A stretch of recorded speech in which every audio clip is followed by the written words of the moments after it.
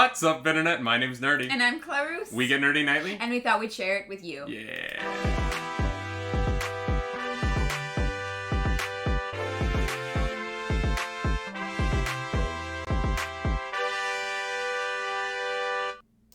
That is right. Welcome to a Thursday edition. The 84th episode of the Nightly Morning Show here on twitch.tv/nerdynightly. If you're watching this on our YouTube channel or catching it on our podcast feed, please know that you can come join us live Monday through Friday, 10 a.m. Eastern, where we record the show on Twitch from the couch. From this couch right here. Yeah, we've done 83 episodes on Twitch and 1 episode on YouTube. Yeah, that is true. We did do that. Daddy Bezos. Yeah, Twitch, you done us dirty, but we forgive you and we're back. It's Thursday. It is Thursday, and I'm thirsty, so I'm gonna have some tea because my cold press. Yeah, I was gonna say, how are you doing? You don't have coffee this morning. So my French press chipped, and I cut my thumb. So I don't actually have a way to make coffee in the apartment right now. So as soon as the show's over, I'm running to a place nearby. Somewhere to get the drugs. I was about to say where, and then I was like, does that narrow down where we live too much? Probably, yeah. I would not say that. I feel like I could dox myself by saying where I go get coffee. Yeah. Because it is close enough. You know, it's literally around the corner from our... Yeah. It's not like you were going to go for like a 20-minute drive to go get coffee. Yeah. You know?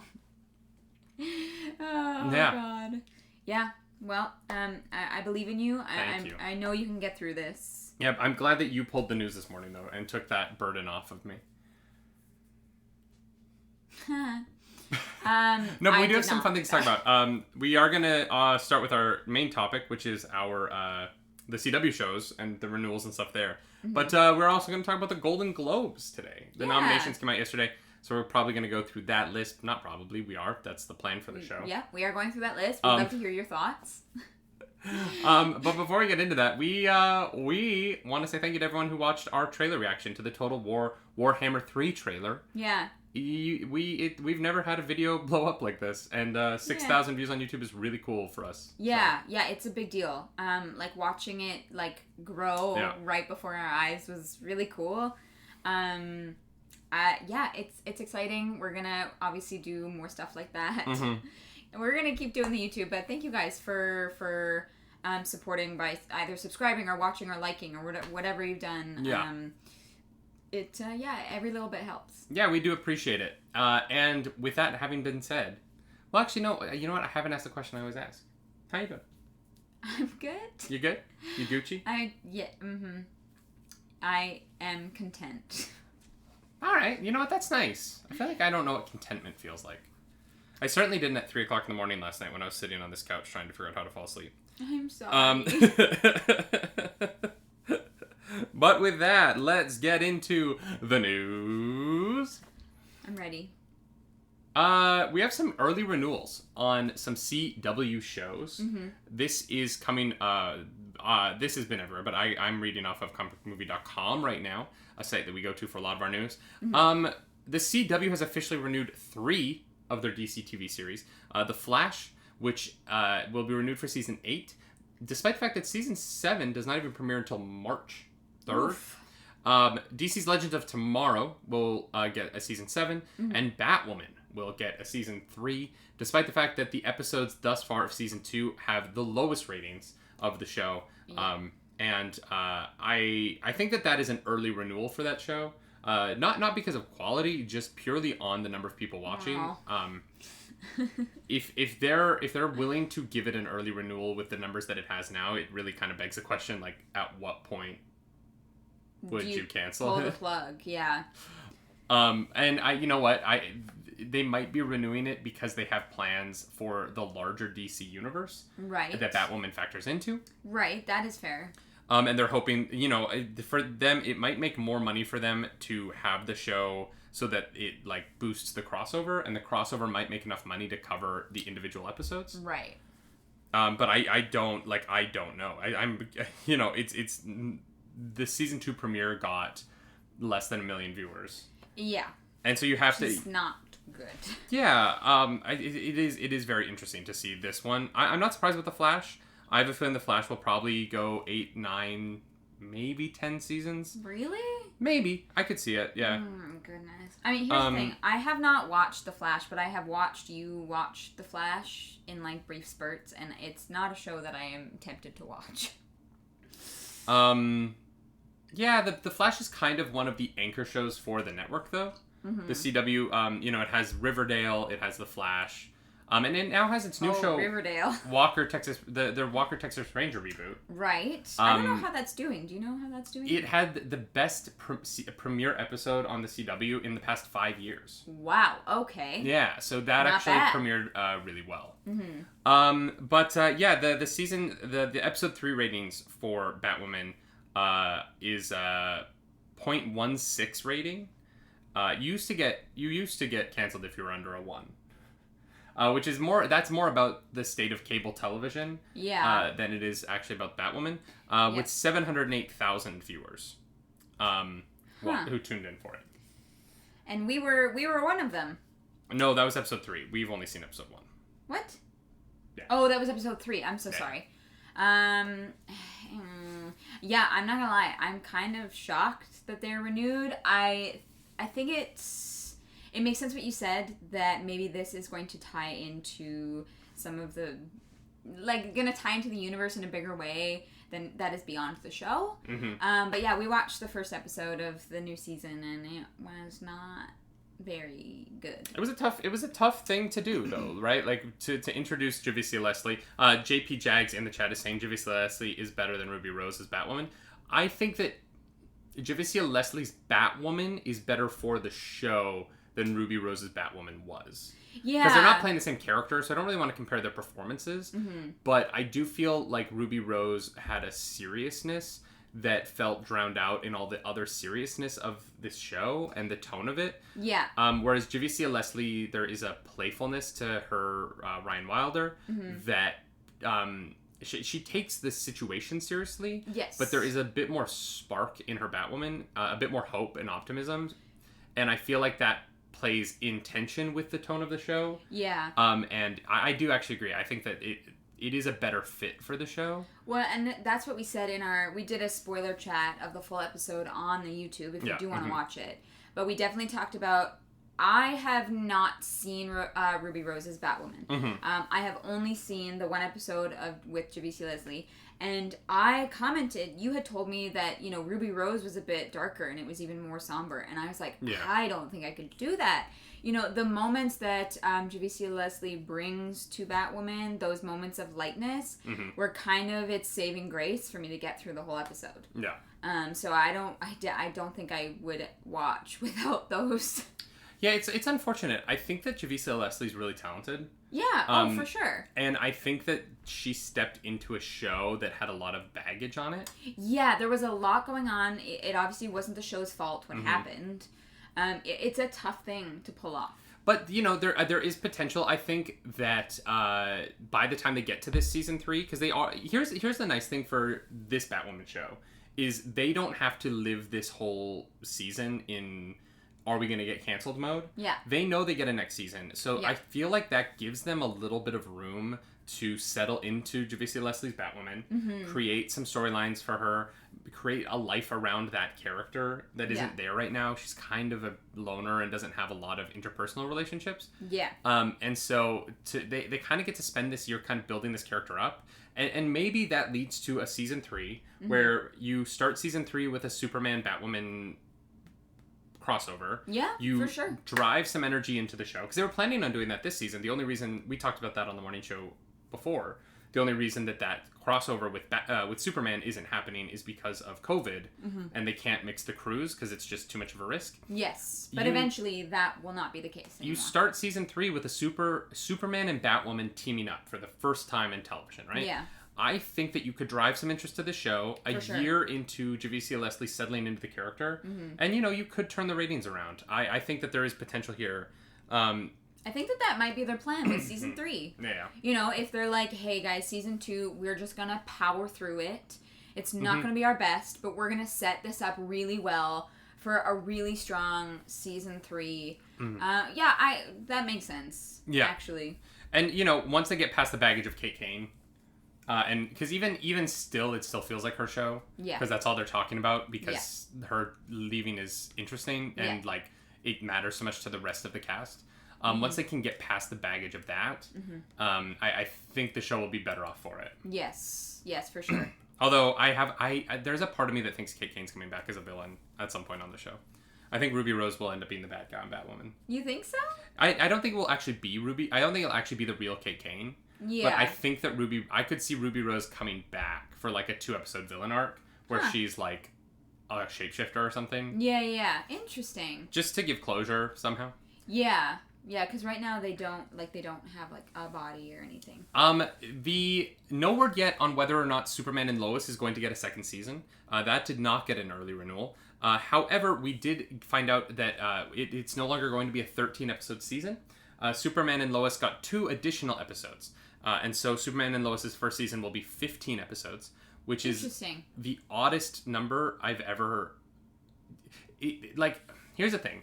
It used to be that television, there were certain numbers of episodes that you would have a year, and 15 is not that number. Yeah, it's because you have to plan out what you're gonna slot in where, and it's like very technical and organized. 15 is so random. But COVID ended that, so... Yes, thanks, COVID. So yeah, Superman and Lois will have 15 episodes now instead of 13. Okay. Which is good. It means they clearly believe in the creative direction of the show. And despite the fact that we didn't like that trailer, I'm very excited to see that show when it premieres in 20 days. Yeah, excited to see the show. 20 days from today, I think. The trailer was not great. Is today the 4th? What day is it? Today's the 4th, yeah. There's also renewals for a couple of other shows on the CW. Walker will get a season 2. That is unsurprising considering, like I said earlier, it's the best ratings of any CW show in the last 5 years for a premiere. Riverdale will get a season 6, no surprise. All American will get a season 4. Riverdale is like one of their most watched shows. I don't understand. Charmed gets a season 4. Legacies gets a season 4. In the Dark gets a season 4. I've never even heard of that one. I don't know what that is. Roswell, New Mexico, which is a really fun little show about aliens, is getting a season 4. Nancy Drew's getting a season 3, and Dynasty's getting a season 5. They're basically like, you know what, COVID year doesn't matter. Yeah, everything gets to go into 2022. Yeah, greenlight everything. We'll figure everything out in 2022. Jeez. Which is kind of smart, because here's an interesting thing that's going to happen. And this is why I wanted to talk about this, is right now, it is February. Yep. Which means that in Hollywood, every single person should be talking about one thing, and that is pilot season. And the one thing that we cannot have this year is a real pilot season. There's no way. There's no way to produce a pilot right now. And so for all these networks rather, they are not going to have new shows in the fall because they're not going to be able to shoot pilots. They're not going to be able to test them. Like you can't get an audience in a room and do a test screening. They're not going to be able to do what they want to do as far as producing new content. And so the best bet for them is to say, all right, the shows that we have, the crews that we have, we're going to just keep them all going into next year. Ratings be damned. And I think that this is actually what's saving Batwoman, despite the ratings. Not just like a plan for the future, but they can't replace with anything right now. You're right. They're probably just greenlighting whatever they can, whatever is remotely working, so that they have a schedule. Because otherwise they won't have anything, and that's worse. It's hard to cancel things if there's nothing to replace them with, and without a pilot season this year, there's nothing to replace anything with. And honestly, like from a safety standpoint, I don't know how you do pilot season. Pilot season, when you film a pilot, you get a group together for like 8 to 10 days. You film a pilot. Those actors go off and do other pilots. Like the pilot season is like the spread. Because you can't do like a 2-week quarantine before and then a 2-week quarantine afterwards. Because the point is to do multiple pilots and get things moving. Especially for the crews. But they would not be able to because they would have to quarantine or isolate. For those of you who don't know what pilot season is, essentially in the spring of every year, the big networks, CBS, all of them, and now the streaming services as well, they basically pay people to make the first episode of a television show. And then those shows get shown to the network. They get tested. They put in front of test audiences. and then the network decides if they're going to move forward with them based on those pilots. Yes. There's a lot of really famous pilots out there. The Game of Thrones pilot is famous because they reshot the entire thing and changed actresses. So there's an entire Game of Thrones pilot that you can't watch anywhere. Yeah. But there's an entire Game of Thrones pilot that they threw in the trash and redid the entire thing. Yeah. And the Star Trek, the original series pilot is very interesting. Yeah, because the actor who played Pike didn't want to do the show, and so he got replaced for a second pilot they shot with Kirk. No, what's his name? Wait, what? What's the actor's name? William Shatner. William Shatner. Thank you. Jesus Christ, my brain. I'm trying to think of other famous pilots. There's an Aquaman pilot for the television spin-off of Smallville that you can find online if you know where to look, and it is something. It truly is something. There's also a Wonder Woman pilot starring Adrian Padalecki, the actress who would go on to be Mockingbird on Agents of S.H.I.E.L.D. As Wonder Woman, and Pedro Pascal stars in that pilot as well. That did not move past the pilot. There's a lot of shows that never moved past the pilot. Yeah, it happened. It's common. Mm-hmm. It's literally like a teaser to be like, this is what we can do, and then people are like, yes or no. JP Jags and Shin Shui both bring up Stargirl. And Shin says Stargirl hasn't been renewed as well. Stargirl isn't a CW show. It aired on the CW. But it is actually an HBO Max show first. Really? And so the whether it gets renewed or not is not up to the CW. That is actually an HBO Max decision. And so that will happen at a different time than these because they are not. Yeah, Stargirl actually premiered on HBO Max first. And then they aired the show on the CW later. Yeah. Okay. Yeah. I've not yet seen Stargirl, but I've heard really good things. Luke Wilson is in it. I've heard good things as well. Yeah. And I like the JSA. Yeah, I'm excited for that new JSA movie. We just got a trailer for that last week. Yeah. The animated trailer for the JSA movie. The Justice Society of America. I'm excited. We're getting live action JSA, y'all. We got Smallville JSA, and we're gonna get the JSA in Black Adam, the movie. Right. Right. I forgot about that. So DC's starting to embrace a JSA live action, and I'm here for it. I, for one, am here for it. Yeah. Yeah. Please do it justice. Please do it justice. Yeah. Oh God. But yeah, we're gonna keep getting DC shows on the CW. Yeah. And when Flash gets into its season 8, it will become the longest running show. It will pass Arrow in that universe. Right. Because Arrow's season 8 was only, I think, 12 or 13 episodes. Gotcha. Whereas it looks like Flash will probably get a full series order. Nice. Yeah. Okay. Yeah. Y'all, in other superhero DC news, speaking of HBO Max, we got a synopsis for the Suicide Squad, the James Gunn movie. The Suicide Squad. And I just want to read this to you because it's awesome. Is it? Okay. Yeah. Okay. Do you think this movie's not going to be good? I'm nervous. It's James Gunn. Uh-huh. You like Guardians of the Galaxy? Yes, I do. Then why are you nervous? Because of Suicide Squad. Yeah, you cannot compare them. I know. All right, lay it on us. Welcome to hell. That's the first line. AKA Bel Rev, the prison with the highest mortality rate in the US of A, where the worst supervillains are kept and where they will do anything to get out. Even join the super secret, super shady Task Force X. I love... Super secret, super shady. Whoever wrote this, I love you. Today's do or die assignment: assemble a collection of cons, including Bloodsport, Peacemaker, Captain Boomerang, Ratcatcher 2, Savant, King Shark, Blackguard, Javelin, and everyone's favorite psycho, Harley Quinn.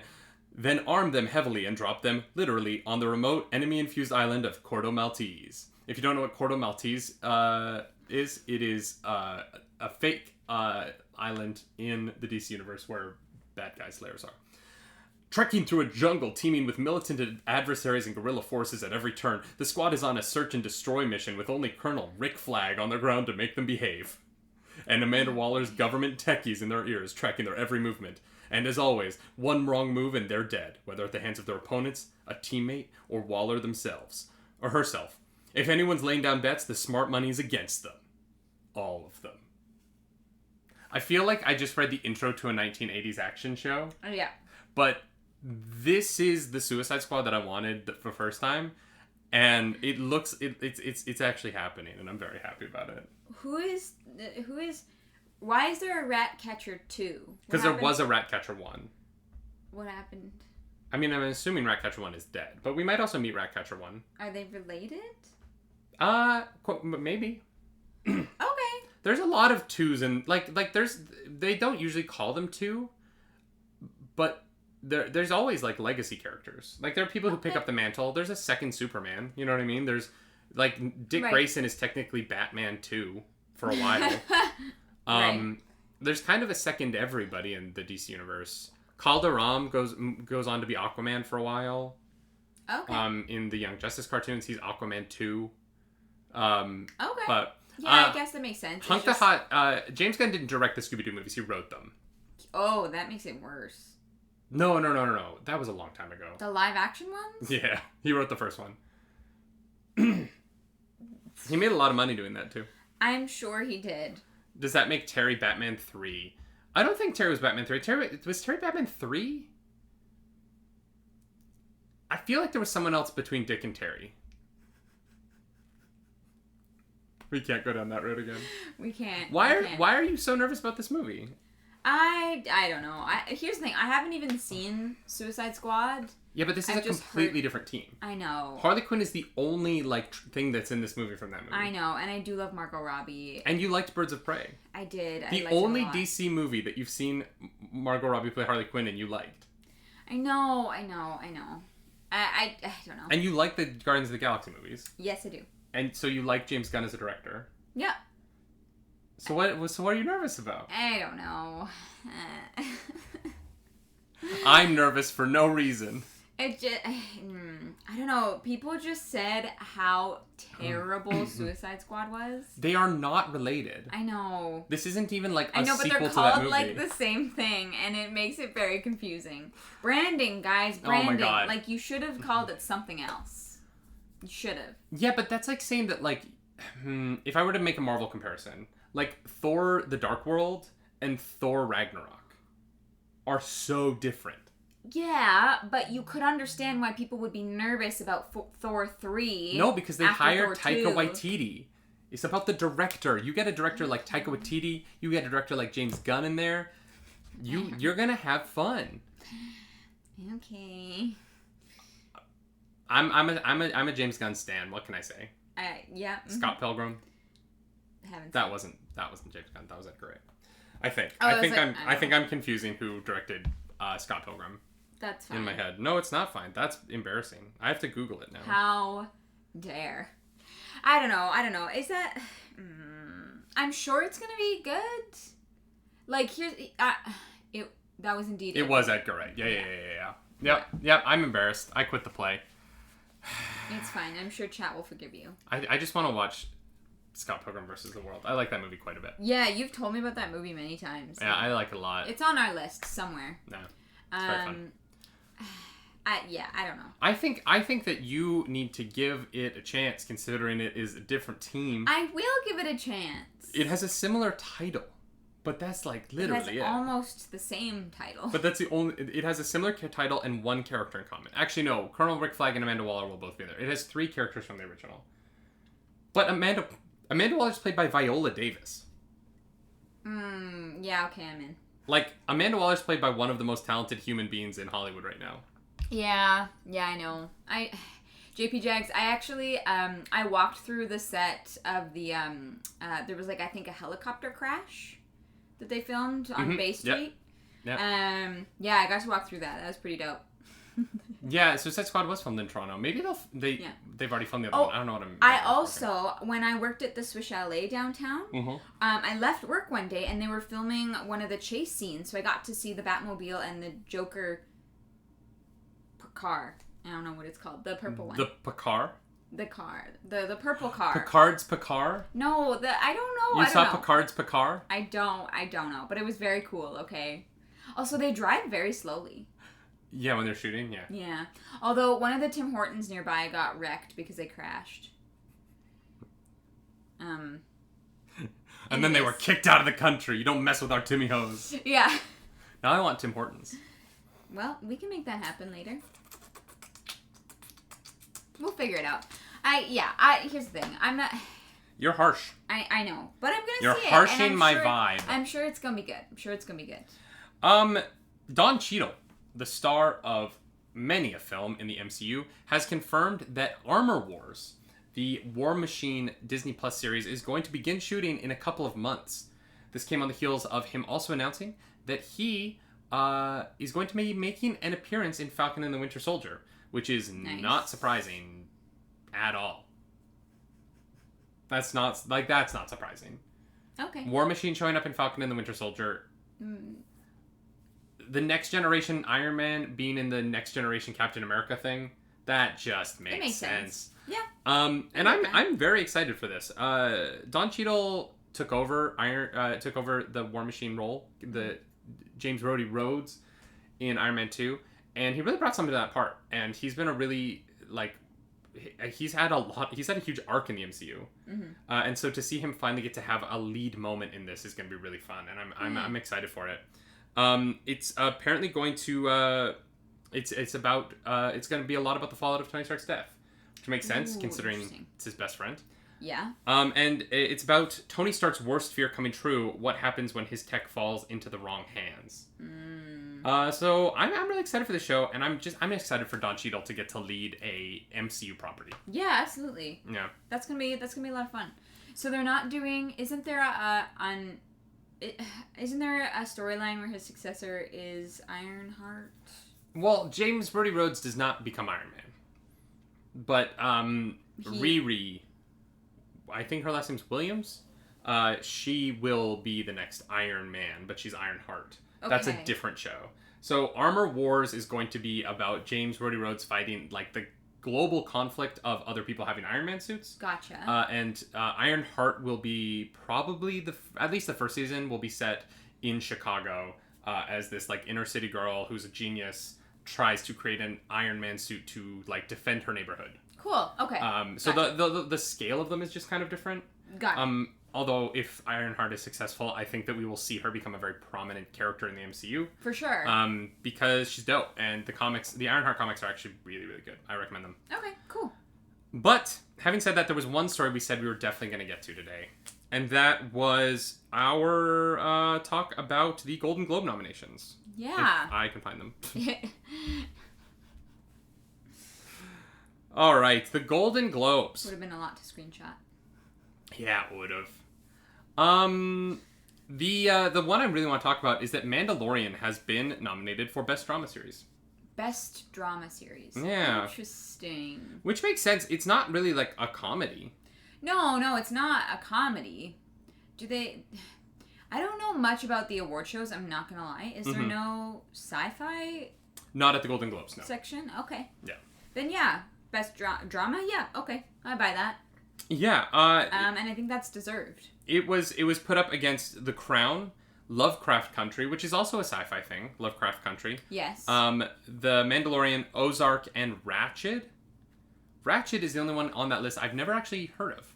Yeah, I don't know that show at all. I think I watched a few episodes of Ozark. Mm-hmm. I think it was the show that I'm thinking about. People love that show. I know, and that's why I turned it on, and I just...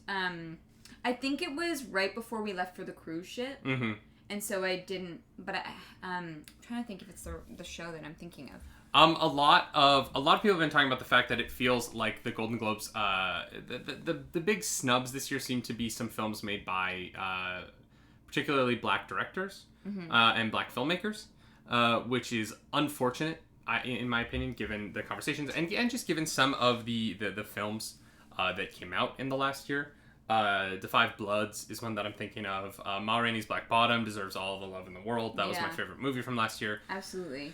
And we just wanted to acknowledge that it does look like the Golden Globes, yet again, is being the Golden Globes and making interesting decisions about who they're nominating.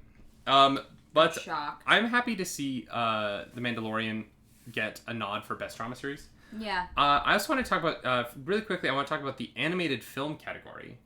Because you want to know what's in the animated film category? Like animated movie? Yeah, from last year. from last year. Can you guess it? Soul?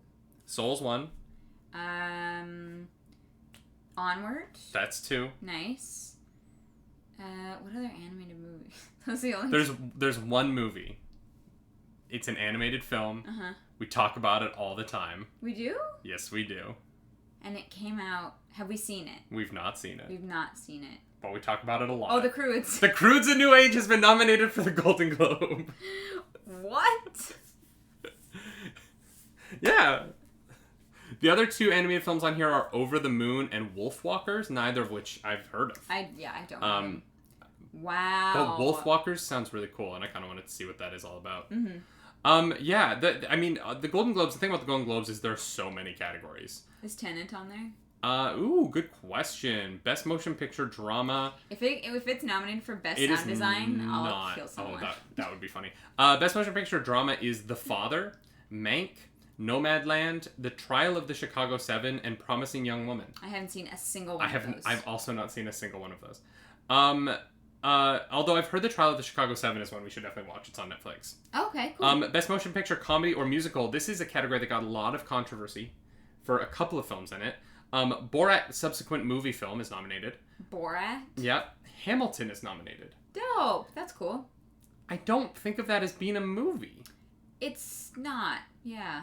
You know what I mean? Like I love Hamilton. Don't get me wrong. Like I have no problem with it being there. It's more. It's a film stage show. Yeah, but it's not like a film. No, it's and not. It's hard for me to compare Hamilton to like Borat because it's not the same thing at all in the slightest. Yeah. Yeah, that's a weird one.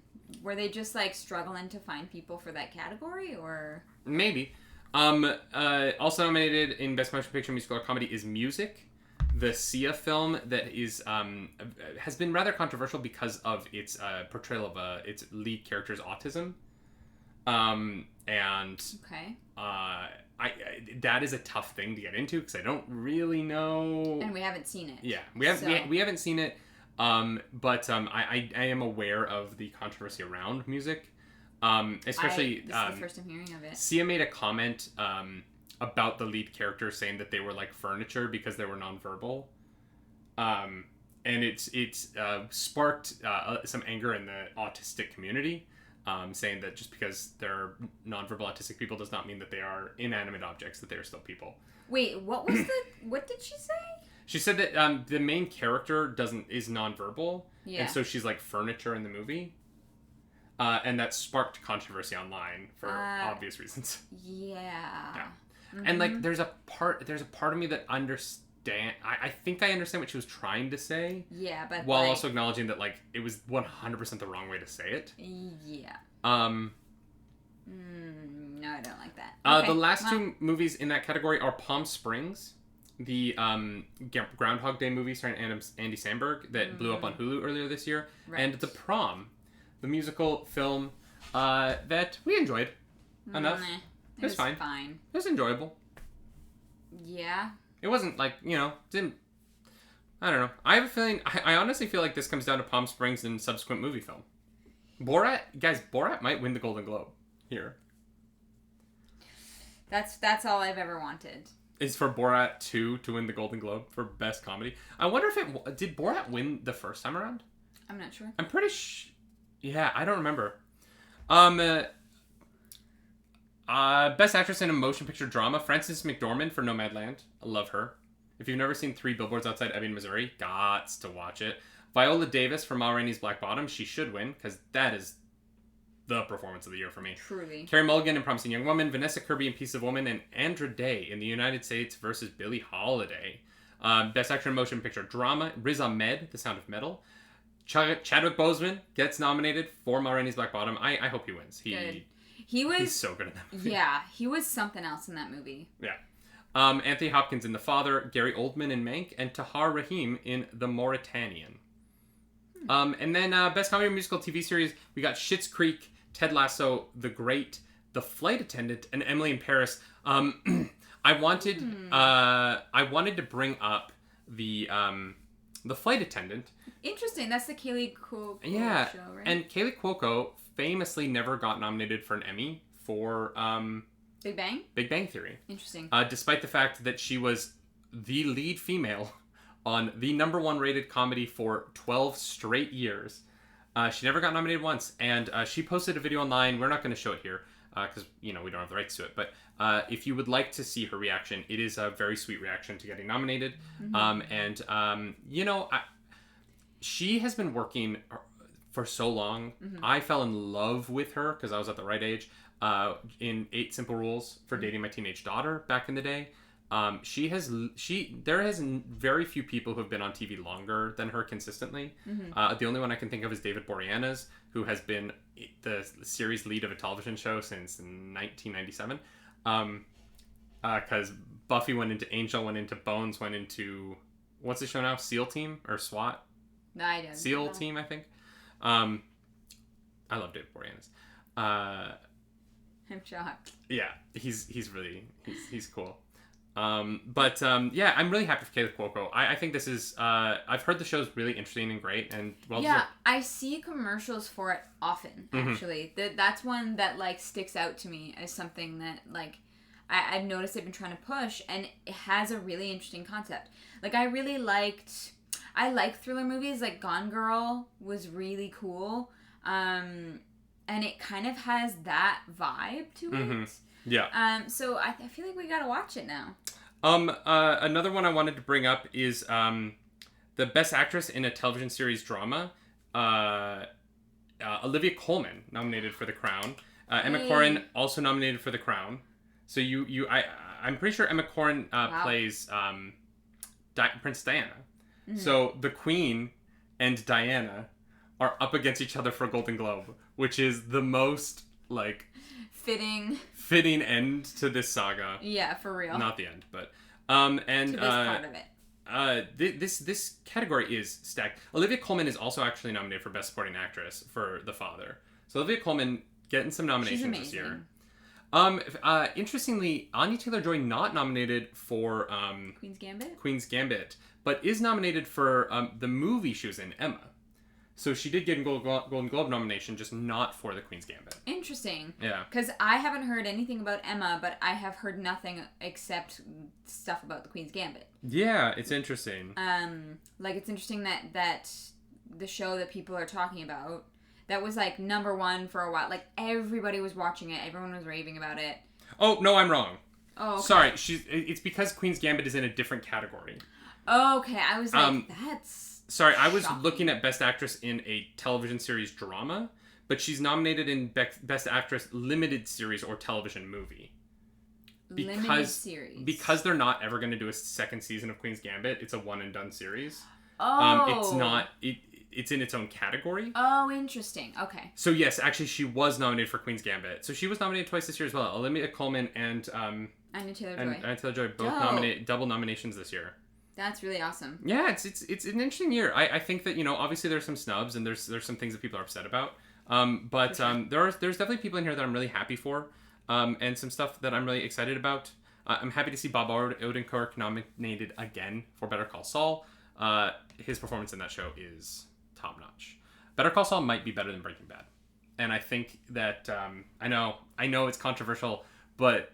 Better watch what you say on the internet. I see. I don't think it's that controversial, though. I think that, like, 10 years from now, I think that people are going to remember Breaking Bad as being this remarkable television show, and Better Call Saul being the spinoff that managed to be better than it.